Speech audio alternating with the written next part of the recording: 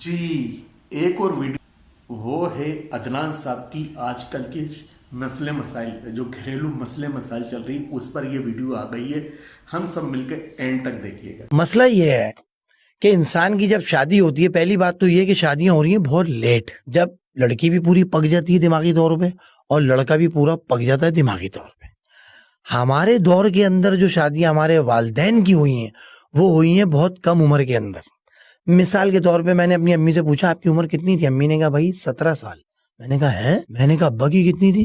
کہنے لگی 19 سال. تو بات یہ ہے کہ اس ایج کے اندر ہمارے اب جو ماحول چل رہا ہے اس میں تو وہ کورس کر رہی ہوتی ہیں یا وہ یونیورسٹی جا رہی ہوتی ہیں. اب ان کے پاس اتنی عقل آ جاتی ہے، اس لڑکی کے پاس اتنا پڑھ لیتی ہے، وہ اس طرح کے ڈاکٹرز بن جاتی ہیں وہ، کہ ان کو گھر بسانا جو ہے نا وہ مشکل ہو جاتا ہے، کیونکہ ان کو ایک گول پراٹھا بھی بنانا نہیں آتا معذرت کے ساتھ. اور مردوں کا دل جو جیتا جاتا ہے نا بھائی، جو ہم نے سیکھا ہے وہ ہوتا ہے کہ جو خوراک ہوتی ہے نا، کھانا، پہلے کی عورتیں کھانا بنا کے دل جیتتی تھی.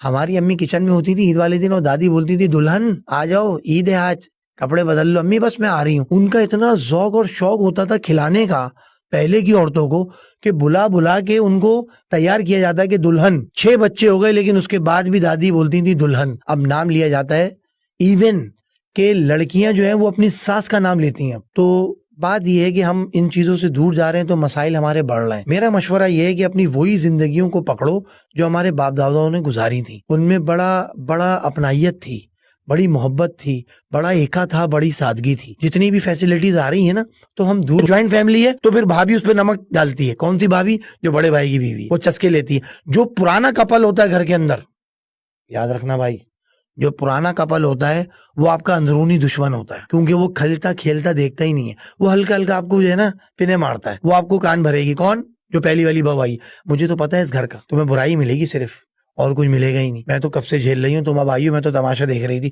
یہ دیا کس نے زہر کا انجیکشن؟ بڑی والی بہو نے. چھوٹی والی بھی اس کے مٹھی میں آ گئی. ساس پڑ گئی اکیلی. ساس نے کہا کیا کروں؟ ساس رونا شروع ہو گئی. ساس نے بیٹے کو رو کے اپنی طرف کرنے کی کوشش کری. بچپن یاد دلایا، تیرے باپ کو میں نے کس طرح، تیرا باپ کیسا ظالم تھا. میں تم لوگوں کا منہ دیکھ کے رک گئی. وہ اندر جائے گا. ادھر سے بڑی جو بہو ہے جو پہلے کی ہیں وہ سارے راز کھولتی ہیں گھر کے. اس کے بعد یہ کہ نہیں ہوشیاری، کیونکہ اتنی پک گئی. دلہن ہی 38 سال کی ہے، دلہا 44 کا. ہم جو سن رہے تھے وہ کیا تھا اور اب کیا ہے. تو اتنا پکنے کے بعد جب شادی ہوتی ہے تو گھر میں پہلے ہی پھڈے فساد شروع. جو کچا دماغ ہوتا ہے نا اس پہ قابو ہو جاتی تھی ساسیں. بیٹا یہ دودھ کی پتیلی ہے، اس میں دودھ گرم ہوتا ہے، اس میں سالن نہیں بنتا. سمجھ آئی بیٹا؟ ہمارے ایسا نہیں ہوتا. جی امی. بیٹا آٹا جو نا اس تسلے میں گوندھا جاتا ہے، اس تسلے میں نہیں گوندھا جاتا. جی امی. تو بات یہ کہ وہ کچی ہوگی تو جی امی بولے گی نا، وہ تو پہلے سے ہی پورا عام ہے. وہ